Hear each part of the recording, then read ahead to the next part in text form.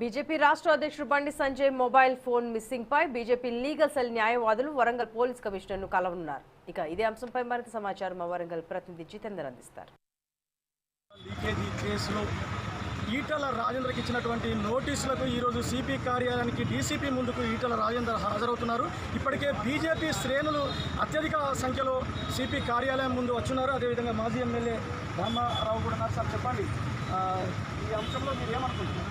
ఇది first leakage కాదు, ఇది పేపర్ అవుట్ ఎలక్షన్ ఎగ్జామ్ రాసేటప్పుడు కొంత సమయం అయిన తర్వాత బయటకు వచ్చిన ఖాయం. కాబట్టి దానికి ఈటల రాజేందర్ గారికి సంబంధం లేదు.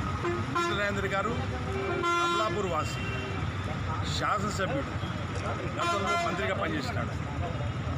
అర్ధరహితంగా అర్థం లేని విధంగా గవర్నమెంట్ అయితే నిర్ణయించి ఏదైతే సర్వ్ చేసిన నోటీస్కు అది ఒక పిచ్చి కాగితం అని చెప్పేసి నేను భావిస్తాను. పిచ్చి కాగితం అది.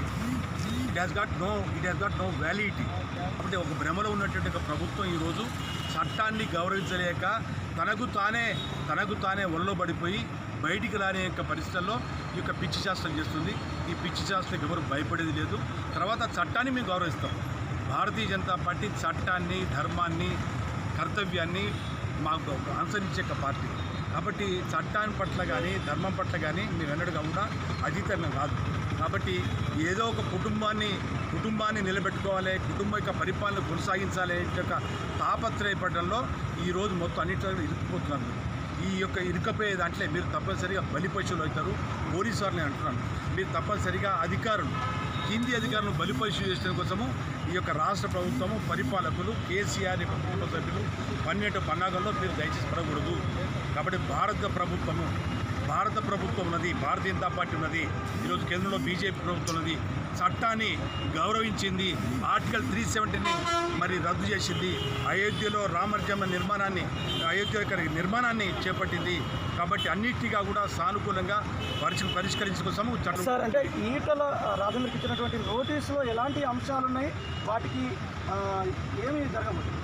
ఈటల రాజేందర్ గారికి ఇచ్చినట్టుగా నోటీసులో ఈరోజు మీరు హాజరై మేము ప్రశ్నలకు అడుగుతాము, ప్రశ్నలు మీరు సవాలు చెప్పారు. ఈ ప్రశ్నలన్నీ కూడా పిచ్చి ప్రశ్నలు అని చెప్పి అంటున్నారు. అదో పిచ్చి కాగితం అని చెప్తుంది. కాబట్టి ఆ కాగితం మీద నేను చర్చించడంలో అర్థం లేదు. ఒక పిచ్చి కాగితము, అది చెత్త కాగితము. ఆ చెత్త కాగితానికి చట్టబద్ధంగా ఏ రకంగా కూడా లేదు. కాబట్టి మీరు మా రాష్ట్ర పార్టీ అధ్యక్షుడిని సంజయ్ గారిని, పార్లమెంట్ సభ్యుడిని అరెస్ట్ చేసి తీసుకొని పోయి 24 అవర్స్ మీరు జైల్లో పెట్టారు. అదే 24 అవర్స్ తర్వాత అదే కోర్టులో, అదే హాల్లో 24 అవర్స్ తర్వాత మీరు బెయిల్ ఇచ్చినారు.